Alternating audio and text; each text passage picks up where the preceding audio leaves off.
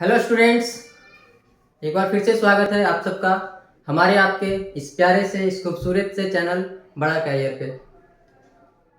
हम लोगों ने स्टार्ट किया था क्लास 12th का बायोलॉजी, चैप्टर 1 पढ़ रहे थे रिप्रोडक्शन इन ऑर्गेनिज्म। इसमें कुछ पार्ट हम लोग कल पढ़े भी थे, कल वाला लेक्चर में कल पढ़े थे लाइफ स्पैन के बारे में। ठीक है, आज उसी को कंटिन्यू रखेंगे, थोड़ा सा कंटिन्यू करके लाइफ स्पैन के बारे में थोड़ा सा रिवीजन करवा देते हैं पीछे वाला क्लास। और आज का नया टॉपिक पढ़ना है फेजेस ऑफ लाइफ साइकिल।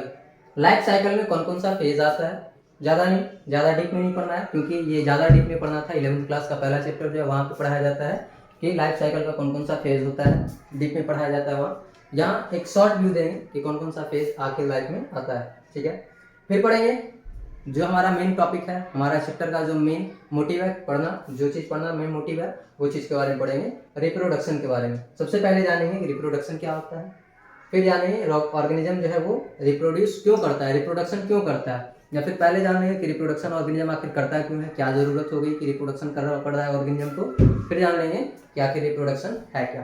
ठीक है, कल के टॉपिक को कंटिन्यू करते हुए थोड़ा सा बताते हैं। कल का जो टॉपिक था, कल वाले लेक्चर का, वो था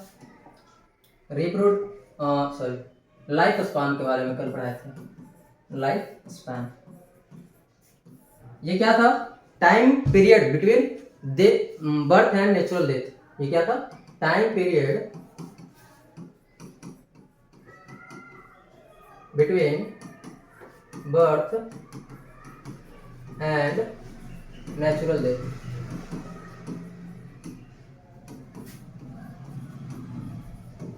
बर्थ और नेचुरल डेथ के बीच का जो टाइम पीरियड है उसी को तो बोलते हैं लाइफ स्पान। इसमें कुछ ऑर्गेनिज्म का हमने लाइफ स्पान देखा भी था, जैसे कि एक क्रो का बताए थे। क्रो का ये लगभग 15 साल जीता, और जो एनसीईआरटी में दिया गया है उसको कम से कम याद रखना है कि कौन ऑर्गेनिज्म कितना साल तक जीता है। और बाकी कुछ और भी ऑर्गेनिज्म के दिया गया है, चित्र दिया गया था, उसमें से कुछ ऑर्गेनिज्म का जो लाइफ स्पान है वो नहीं दिया गया। ठीक है, उसमें हम भी लिख दिए हैं, कल वाला लेक्चर में देखिएगा। ये क्रो का जो है वो 15 साल होता है लाइफ स्पान, तो 15 साल तक जीवित रहता है। पैरोट का पढ़े थे, पैरोट जो है ये 140 साल जीता है। ये दोनों का एग्जांपल आज इसीलिए ले रहे हैं, डिफरेंस बताना है। दोनों ऑर्गेनिज्म जो है सेम साइज के हैं, सेम कैटेगरी के हैं, दोनों बर्ड्स हैं। ठीक है, दोनों पक्षी है, साइज भी दोनों का सेम है, लेकिन ये लाइफ स्पान में इतना वेरिएशन क्यों? क्रो का लाइफ स्पान बहुत कम है, पैरट का लाइफ स्पान बहुत ज़्यादा है, इतना वेरिएशन क्यों? साइज तो सेम है। तो कल ये बात भी बताई थी कि लाइफ स्पान जो है वो किसी ऑर्गेनिज्म के साइज पे डिपेंड नहीं करता। पैरट को इससे कंपेयर कर लो, मतलब सोचते हैं ना कभी कभी कि जिसका शरीर बड़ा होता है वो बहुत ज़्यादा दिन तक जीता है, जिसका शरीर छोटा होता है वो कम दिन तक जीता है। जैसे अपने को चूहे से कंपेरिजन कर देते हैं कि हम 60 साल जीते हैं, चूहा 2-4 साल जीता है। ठीक है, ऐसा नहीं करना है। शरीर के साइज पे, बॉडी के साइज पे लाइफ स्पान डिपेंड नहीं करता। ठीक है, लाइफ स्पान डिपेंड करता है, उसके लिए एक थ्योरी बनाया गया था बहुत पहले, लोगों ने, साइंटिस्टों ने मिलकर एक थ्योरी बनाया। उसमें से सबसे बेटर थ्योरी लगता है वो ये लगता है कि लाइफ स्पान जो है वो वेरी क्यों करता है इतना। उसमें बताया गया कि अर्थ जिस टाइम बना था, ये अर्थ है, अर्थ का टाइमिंग दो भाग में कर देते हैं। एक पहले का, मतलब लाइफ जिस समय इवॉल्व हो रहा था, ये इवोल्यूशन में पढ़ना, एक अपना कहानी है। अर्थ जो बना था उसका एक अपना कहानी है, अर्थ पे जो लाइफ ऑरिजिनेट हुए थे उसका एक अपना कहानी है। तो पढ़ेंगे, हमारे चैप्टर में है दिया हुआ, 7 चैप्टर में पढ़ना है इवोल्यूशन के बारे में कि अर्थ कैसे बना था। अभी थोड़ा सा उसके बारे में ओवरव्यू लेते हैं, ताकि हमको ये लाइफ स्पान का जो वेरिएशन है, इतना वेरी करता है, 140 साल 15 साल दोनों सेम प्रजाति के, सेम साइज के, इतना वेरी क्यों करता है, उसके बारे में थोड़ा सा समझाने का प्रयास कर रहे हैं। क्या था उस थ्योरी में, लोगों ने क्या बताया, साइंटिस्टों ने क्या बताया उस थ्योरी में कि अर्थ जब इवॉल्व हुआ था तो उस समय पे अर्थ के ऊपर कंडीशन फेवरेबल नहीं थे। मतलब कि जो जीवन जीने के लिए अभी कंडीशन है वैसे कंडीशन पहले नहीं था जिस समय पे अर्थ बना था। जानते होंगे, थोड़ा थोड़ा पढ़े होंगे, तो अर्थ जो है वो किसी एक बहुत बड़े ब्लास्ट से बना था, तो उस समय पे हीट बहुत ज्यादा था अर्थ के ऊपर। ठीक है, तो उस समय पे ना ऑक्सीजन भी नहीं था अर्थ पे, मतलब सिंपली कह लो एक वर्ड में अनफेवरेबल कंडीशन था, अनफेवरेबल कंडीशन। ठीक है, मतलब अर्थ का जो टाइम ड्यूरेशन है ना, पूरे अर्थ का जो टाइम ड्यूरेशन बनने से लेकर अभी तक का, उसको दो पार्ट में बांट रहे हैं, एक अनफेवरेबल कंडीशन और एक फेवरेबल कंडीशन। मतलब जो अभी का कंडीशन है, एक समय ऐसा था जब कंडीशन अनफेवरेबल थे, एक समय ऐसा था जब कंडीशन अनफेवरेबल थे, और एक अभी का समय है जो कंडीशन फेवरेबल है। मतलब हर चीज अवेलेबल है, एक लाइफ के लिए जो भी चीज चाहिए, जीवन जीने के लिए जो भी चीज चाहिए, लाइफ बनाने के लिए जो भी चीज चाहिए, अभी अवेलेबल है। उस समय पे चीजें अवेलेबल नहीं थी। पढ़ोगे इवोल्यूशन में पढ़ोगे कि पहले का जो इन्वायरमेंट था उसमें ऑक्सीजन भी अवेलेबल नहीं था, अभी ऑक्सीजन अवेलेबल है, ठीक है। तो इसीलिए पहले का जो समय है उसको अनफेवरेबल कंडीशन बोल रहे हैं, और अभी का जो समय है उसको फेवरेबल कंडीशन बोल रहे हैं। अब सर कहाँ से कहाँ चले गए, आप पढ़ा रहे थे लाइफ स्पान के बारे में, आप इधर आ गए। अभी जोड़ते हैं, इसको लिंक करते हैं। लाइफ स्पान में जो वेरिएशन है, जैसे क्रो का लाइफ स्पान बहुत कम है, क्रो का लाइफ स्पान बहुत कम है, और पैरोट का बहुत ज्यादा है। इससे क्या पता चलता है, जिसका लाइफ स्पान कम है वो कम दिन तक जीवित रहेगा, कह सकते हैं ना, कम दिन तक जीवित रहेगा। मतलब क्रो जो है आज में इधर जन्म लिया है तो 15 साल के बाद वो मर जाएगा, ठीक है। 15 साल के बाद मर जाएगा तो उसका क्या होगा, इसका पॉपुलेशन घटने लगेगा, पॉपुलेशन घटने लगेगा। तो यहाँ पे क्या था, यहाँ पे अनफेवरेबल कंडीशन में ऑर्गेनिज्म को जीना थोड़ा मुश्किल लग रहा था, मतलब अपने आप को सर्वाइव करना थोड़ा मुश्किल लग रहा था। समझ में आ रहा है इतना, कि जो कंडीशन जब अनफेवरेबल है, कंडीशन जब हार्श है, हमारे लिए बढ़िया कंडीशन नहीं है, डेंजरस कंडीशन नहीं है, तो उस कंडीशन में लाइफ को कंटिन्यू रखना थोड़ा मुश्किल लग रहा था। तो इससे थोड़ा सा ये पता चल रहा है कि क्रो जो है वो पहले वाले कंडीशन में इवॉल्व हुआ होगा, ठीक है। तो लोगों ने यही बताया, थ्योरी में यही बताया जाता है कि क्रो जो है वो पहले वाला कंडीशन में इवॉल्व हुआ होगा जब कंडीशन बेटर नहीं थे। तो जब पहले वाला कंडीशन में जो भी ऑर्गेनिज्म इवॉल्व हुआ होगा उसका लाइफ स्पान बहुत कम होगा, उसका लाइफ स्पान बहुत कम होगा, ठीक है, क्योंकि कंडीशन फेवरेबल नहीं है। कंडीशन फेवरेबल नहीं है मतलब कि वो ज़्यादा दिन तक जीवित नहीं रह सकता, उस कंडीशन को झेल नहीं सकता। इसी वजह से इधर जो ऑर्गेनिजम्स आए होंगे उनका लाइफ स्पान कम रहा होगा, और इधर जो ऑर्गेनिज्म आए होंगे उनका लाइफ स्पान ज़्यादा रहा होगा। वेरिएशन का एक थ्योरी ये बताया जाता है, ठीक है, जनरली पढ़ते हैं। अब इसमें जो ऑर्गेनिज्म है उनका जो रिप्रोडक्शन कैपेबिलिटी है ना, उनका जो ऑर्गेनिज्म प्रोड्यूस करने का जो कैपेबिलिटी है, अपने जैसे ऑर्गेनिज्म प्रोड्यूस करने का जो कैपेबिलिटी है, रिप्रोडक्शन कैपेबिलिटी इनका ज़्यादा है। मतलब ये high number of progeny produce करते हैं, large number of progeny, large number of progeny produce large number of progeny.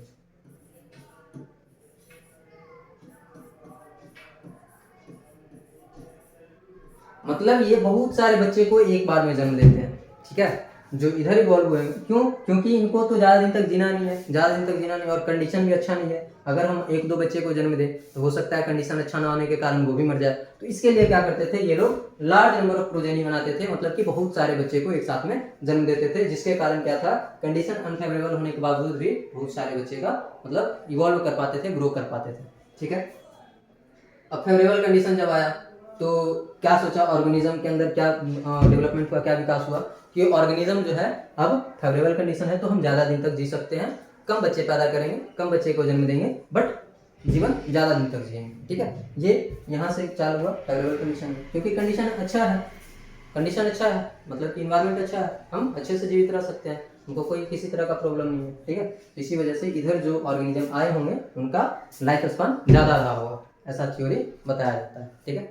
इसको पढ़ना नहीं है, मतलब कि यहाँ पे अगर याद ना भी रहे तो कोई दिक्कत नहीं, इवोल्यूशन में फिर से ये चीज़ें आने वाली है। बस ये बताना चाह रहे थे कि लाइफ स्पान में इतना वेरिएशन क्यों है, ठीक है। आज का जो टॉपिक है हमारा, आज का टॉपिक क्या था, आज का टॉपिक है हमारा phases of life cycle. Life cycle में कौन कौन सा फेज है, व्हाट इज रिप्रोडक्शन और व्हाई ऑर्गेनिज्म रिप्रोड्यूस। आज का टॉपिक स्टार्ट करते हैं फेजेज ऑफ रिप्रोडक्शन से, फेजेज ऑफ लाइफ साइकिल से। लाइफ साइकिल में मेनली हम लोग को 4 फेज पढ़ना होता है। लाइफ साइकिल में कितना फेज पढ़ना होता है, 4 फेज।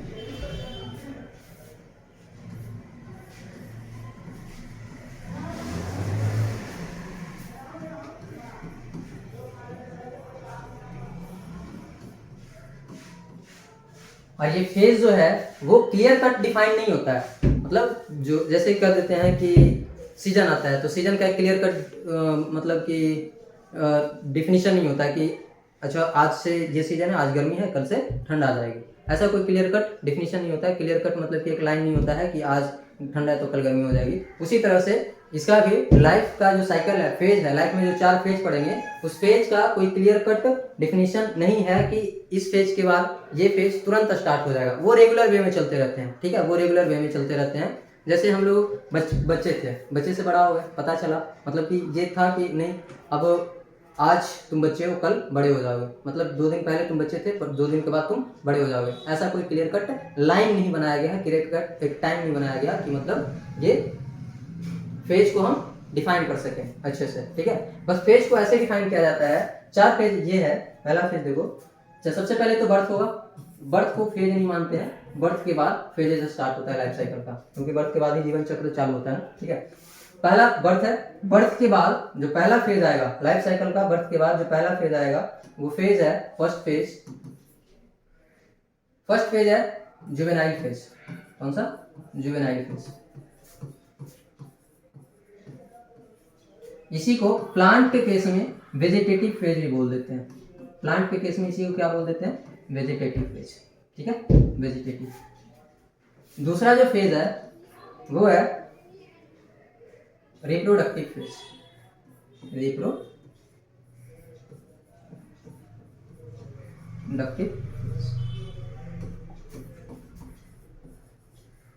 ठीक है, दूसरा फेज। तीसरा जो फेज है वो है सेनिसेंस।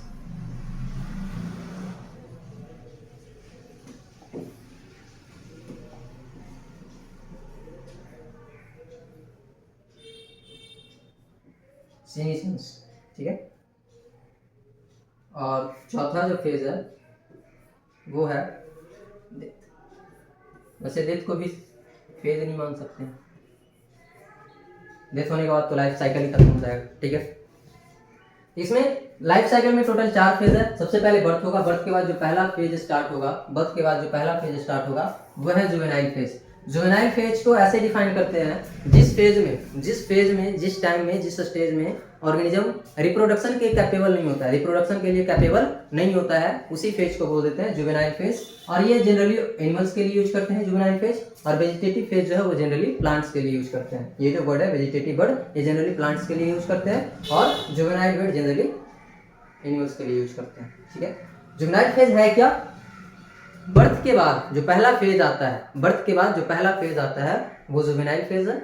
लाइफ का पहला फेज जुवेनाइल फेज है बर्थ के बाद, ठीक है। और इस फेज में ऑर्गेनिज्म रिप्रोडक्शन के लिए कैपेबल नहीं होते हैं। इस फेज में ऑर्गेनिज्म रिप्रोडक्शन के लिए कैपेबल नहीं होते हैं, ठीक है। इस समय पे क्या चल रहा होता है? मैच्योरिटी चल रहा होता है। अच्छा, लोग ये भी पढ़ाते हैं एक फेज एजिंग भी ऐड करते हैं। एजिंग पहले बोले होंगे कि ये जो लाइफ साइकिल का जो फेजेस है ये 11th क्लास में पढ़ना होता है। वैसे 11th क्लास में पूरा इलेबोरेट पढ़ाया जाता है। तुम समझो कि एक फेज और ऐड किया जाता है इसमें, एजिंग। और ये हम कहते हैं कि एजिंग कोई फेज नहीं है, एजिंग एक तरह का प्रोसेस है जो चलते रहता है, थ्रू आउट द लाइफ चलते रहता है। मतलब कि क्या होता है, जब से जन्म लेते हैं हम, हमारा एज बढ़ते रहता है। ऐसा थोड़ी ना कि कोई समय आता है उसके बाद एज बढ़ता है, ठीक है। तो ये एजिंग जो है ये प्रोसेस हमेशा चलते रहता है, हमेशा प्रोसेस ये वाला चलते रहता है। इसको इसीलिए कोई फेज के अंदर नहीं रखते हैं। वैसे सीनीसेंस को कुछ लोग एजिंग बोल के पढ़ाते हैं, कोई दिक्कत नहीं, सीनीसेंस में एजिंग कर सकते हैं, क्योंकि सीनीसेंस में क्या होता है, बॉडी का जो मेटाबॉलिक एक्टिविटी है वो कम होने लगता है। बॉडी का मेटाबॉलिक एक्टिविटी सीनीसेंस फेज में कम होने लगता है, मतलब लोग बूढ़े होने लगते हैं, उसी को भी एजिंग कह दिया जाता है, ठीक है। उसको साइड में रखो। अभी जुवेनाइल फेज समझ में आया है, जिस फेज में ऑर्गेनिज्म रिप्रोडक्टिवली कैपेबल नहीं है, मतलब रिप्रोडक्शन के लिए कैपेबल नहीं है, बच्चे को जन्म देने के लिए कैपेबल नहीं है, उनका मैच्योरिटी चल रहा है, ठीक है, उस फेज को जुवेनाइल फेज बोलेंगे। दूसरा है रिप्रोडक्टिव फेज, रिप्रोडक्टिवली एक्टिव होते हैं इसमें ऑर्गेनिज्म, रिप्रोडक्टिवली एक्टिव होते हैं इसमें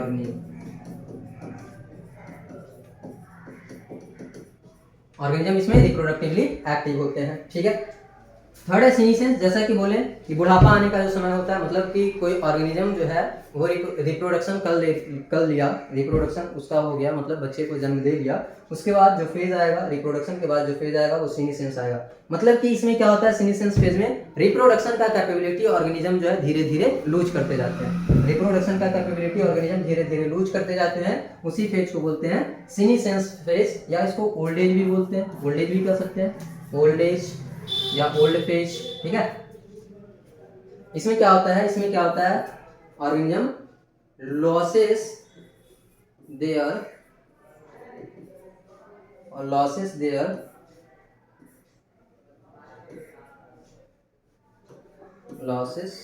their reproduction capability.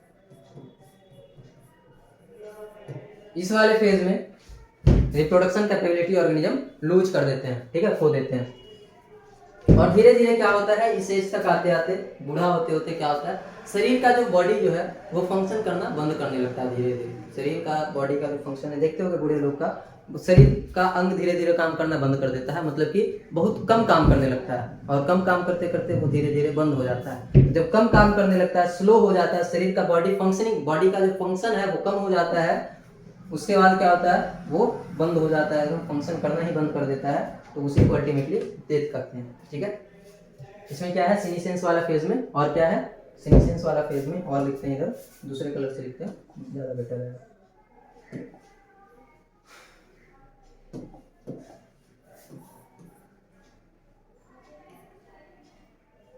Body function, body function and metabolism, metabolism slow down. Metabolism और बॉडी का जो फंक्शन है वो स्लो डाउन हो जाता है, मतलब धीरे धीरे कम होने लगता है। ठीक है, बॉडी का जो फंक्शन करने का कैपेबिलिटी है वो भी धीरे धीरे कम होने लगता है, और मेटाबॉलिज्म जो है वो भी कम होने लगता है। तो पूछोगे सर मेटाबॉलिज्म क्या है? ठीक है, जो नए बच्चे हैं 11th एकदम नहीं पढ़े हैं, बिल्कुल नहीं पढ़े हैं, 12th में डायरेक्ट ज्वाइन किए हैं, उनको तो पूछना ही पड़ेगा कि सर आखिर मेटाबॉलिज्म होता क्या है। मेटाबॉलिज्म कुछ नहीं, शरीर के अंदर होने वाला जितना भी केमिकल रिएक्शन है वो मेटाबॉलिज्म होता है। यहाँ पे एक छोटा सा बॉक्स बना के लिखते हैं,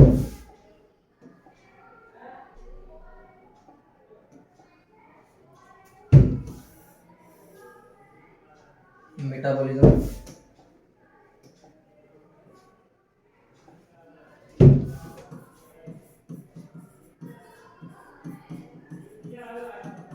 क्या है, metabolism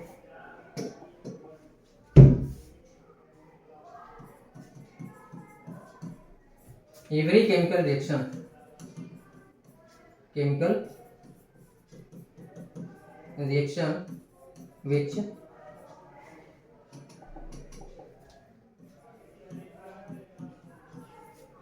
which occurs in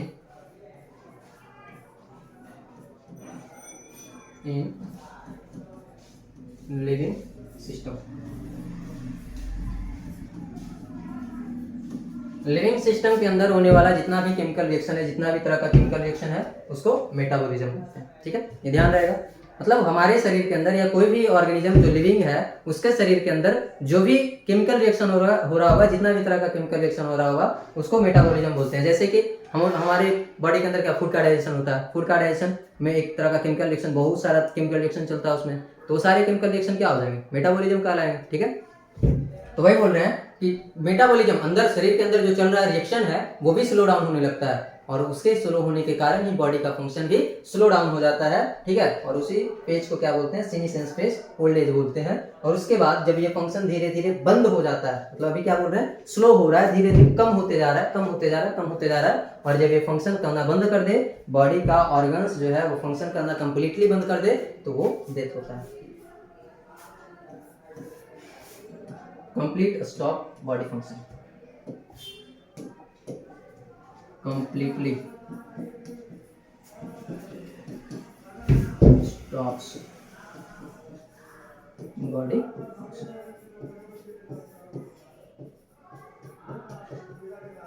body का फंक्शन जब कंप्लीटली स्टॉप हो जाए उसको बोलते हैं डेथ। ठीक है, यहाँ पे ये नोट्स जो भी पढ़ाए हैं ये यहाँ पे लिखा हुआ है, यहाँ पे सारा का सारा लिखा हुआ है। ठीक है, ये जुवेनाइल फेज है, रिप्रोडक्टिव फेज,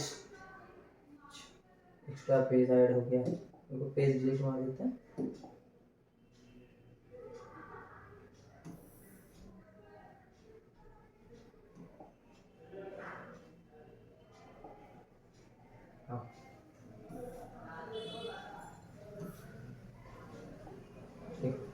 नोट्स के फॉर्म में ये मिल जाएगा, पीडीएफ के फॉर्म में टेलीग्राम चैनल पे। टेलीग्राम चैनल अभी ज्वाइन नहीं किए तो ज्वाइन कर लीजिए, उसका लिंक डिस्क्रिप्शन में मिल जाएगा, ठीक है। यहाँ पे फेजेज ऑफ लाइफ साइकिल है, फेजेज ऑफ लाइफ साइकिल, पहला फेज जुवेनाइल फेज, क्या क्या होता है सारा चीज बता दिया गया, सारा चीज यहाँ पे लिखा हुआ है। दूसरा रिप्रोडक्टिव फेज है, ठीक है, फिर सेनेसेंस फेज है, और लास्ट डेथ, ठीक है। Stops complete body function and metabolism, body function और मेटाबॉलिज्म कंप्लीटली स्टॉप हो जाए उसको, उस वाले फेज को क्या बोलते हैं, डेथ बोलते हैं, ठीक है। अगला टॉपिक हम लोग को पढ़ना है रिप्रोडक्शन। जो इस चैप्टर में हम लोग को पढ़ना था वो अब स्टार्ट हो रहा है। मेनली इस चैप्टर में हम लोग को तो यही पढ़ना है, रिप्रोडक्शन कैसे होता है, कितने टाइप का होता है, ठीक है, और आखिर रिप्रोडक्शन होता है क्या है। बचपन से सुनते आए होंगे प्रजनन, अगर हिंदी मीडियम से हैं तो प्रजनन सुनते आए होंगे, अगर बचपन से हिंदी मीडियम पढ़े तो प्रजनन नाम सुने होंगे, ठीक है। अगर अंग्रेजी मीडियम पढ़े तो रिप्रोडक्शन का नाम सुने होंगे। इसमें होता क्या है, एक ऑर्गेनिज्म अपने ही जैसे नए ऑर्गेनिज्म को जन्म देता है, या एक ऑर्गेनिज्म अपने ही जैसे नए ऑर्गेनिज्म को बनाता है, उसको क्या बोलते हैं, उसको बोलते हैं रिप्रोडक्शन, ठीक है। जब कोई एक ऑर्गेनिज्म अपने ही जैसे नए ऑर्गेनिज्म को जन्म देता है तो वो प्रोसेस कहलाता है रिप्रोडक्शन, ठीक है। वो प्रोसेस क्या कहलाता है, रिप्रोडक्शन। इसको अगर अंग्रेजी में लिखें ऐसे, यहाँ पे क्या लिखेंगे,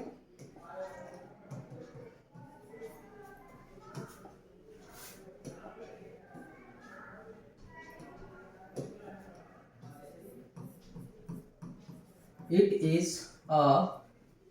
is a biological process, biological process। कैसा प्रोसेस है, बायोलॉजिकल प्रोसेस है। बायोलॉजी पढ़ा है तो हर एक प्रोसेस बायोलॉजिकल प्रोसेस होगा, ठीक है। तो ये एक रिप्रोडक्शन एक ऐसा बायोलॉजिकल प्रोसेस है जिसके थ्रू विच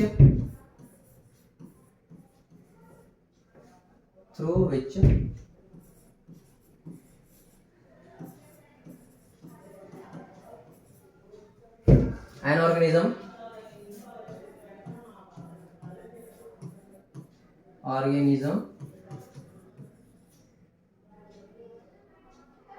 produces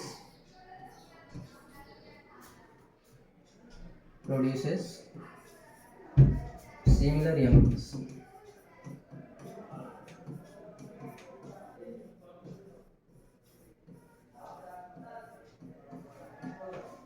सिंगल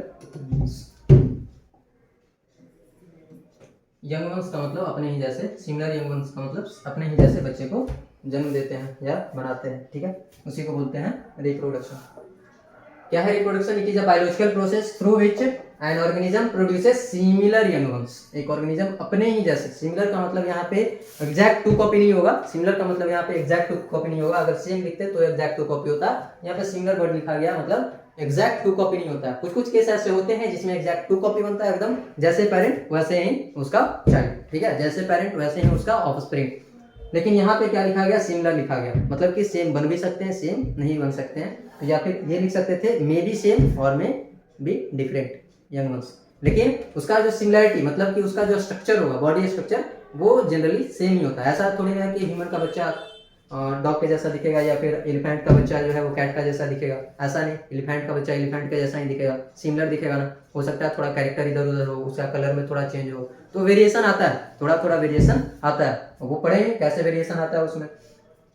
लेकिन बच्चे तो उन्हीं के जैसे होते हैं, ठीक है। जैसे हाथी का बच्चा बिल्ली जैसा नहीं होता, बिल्ली का बच्चा हाथी जैसा नहीं होता है, हाथी का बच्चा हाथी जैसा ही होता है, बिल्ली का बच्चा बिल्ली जैसा ही होता है। इसीलिए लिखा गया वहाँ पे सिमिलर यंग वंस अपने ही जैसे बच्चे को जन्म देते हैं, उस प्रोसेस को बोलते हैं रिप्रोडक्शन, ठीक है। अब यहाँ पे एक क्वेश्चन उठता है, व्हाई ऑर्गेनिज्म रिप्रोड्यूस,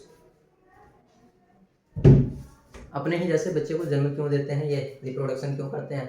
इस क्वेश्चन का आंसर क्या होगा, ऑर्गेनिज्म रिप्रोडक्शन क्यों करते हैं, वो अपने ही जैसे बच्चे को जन्म क्यों देते हैं, ये क्वेश्चन उठा है। एनसीईआरटी बड़ा अच्छा सा इस पे एक एक्सप्लेनेशन दिया है। क्या कहता है एनसीईआरटी, हमने पहले लाइफ स्पान पढ़ा है, एनसीईआरटी में सबसे पहला जो पैराग्राफ है उसमें लाइफ स्पान दिया है।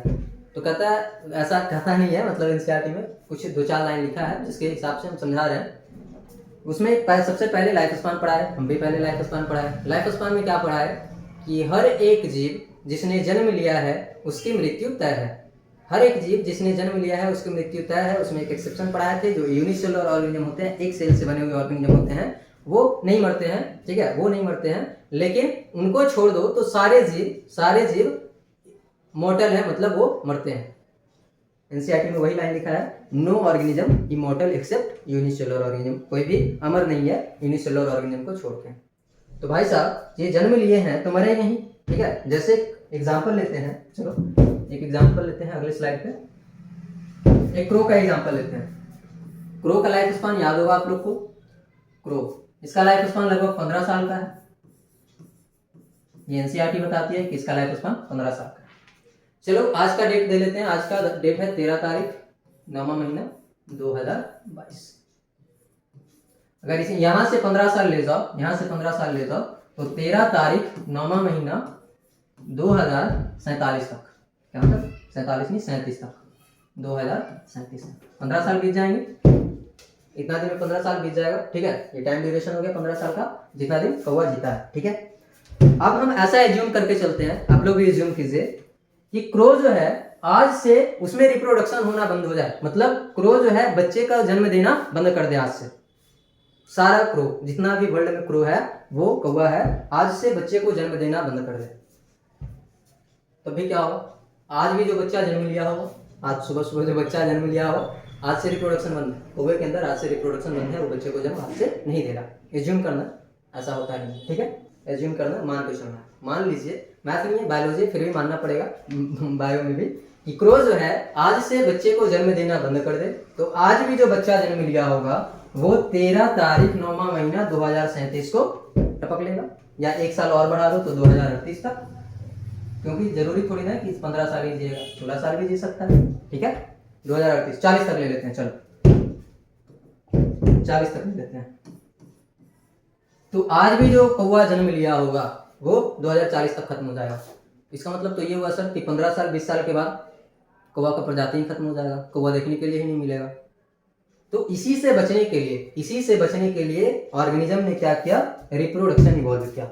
इसी से बचने के लिए ऑर्गेनिज्म से रिप्रोडक्शन इवॉल्व किया, ठीक है। क्योंकि रिप्रोडक्शन में क्या कर रहे हैं, अपने ही जैसे नए प्रोजेनी को जन्म दे रहे हैं, अपने ही जैसे नए प्रोजेनी को जन्म दे रहे हैं, न्यू प्रोजेनी बना रहे हैं रिप्रोडक्शन के थ्रू, ठीक है। अगर ये रिप्रोडक्शन बंद कर दें तो अपने जैसे न्यू प्रोजेनी नहीं बना पाएंगे, और क्या होगा कि एक समय जितना इनका लाइफ स्पान है उसके बाद क्या होगा, इनका अस्तित्व भी खत्म हो जाएगा, धरती पर से ये एक्सटिंक्ट कर जाएंगे, खत्म हो जाएंगे, विलुप्त हो जाएंगे, दिखेंगे ही नहीं फिर, ठीक है। तो उससे बचने के लिए ऑर्गेनिजम्स ने रिप्रोडक्शन करना शुरू किया, अपने ही जैसे नए ऑर्गेनिज्म को बनाना शुरू किया। तो ये समझ में आया। तो इसके लिए क्या बोलेंगे, to maintain continue life continuity, पीछे वाला पेज पे यहाँ लिखते हैं इसका आंसर क्या होगा।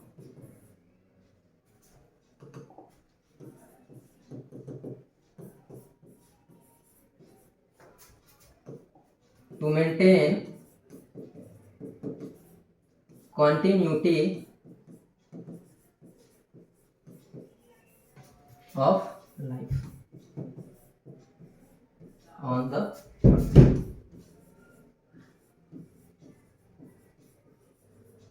अर्थ पे लाइफ का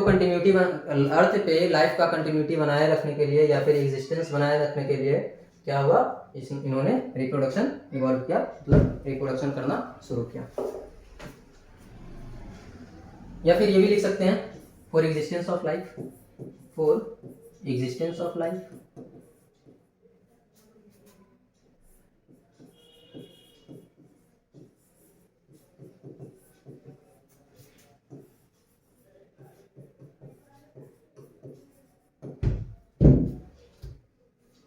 जीवन को धरती पे बनाए रखने के लिए क्या किया, ऑर्गेनिज्म ने रिप्रोड्यूस करना शुरू किया, ठीक है।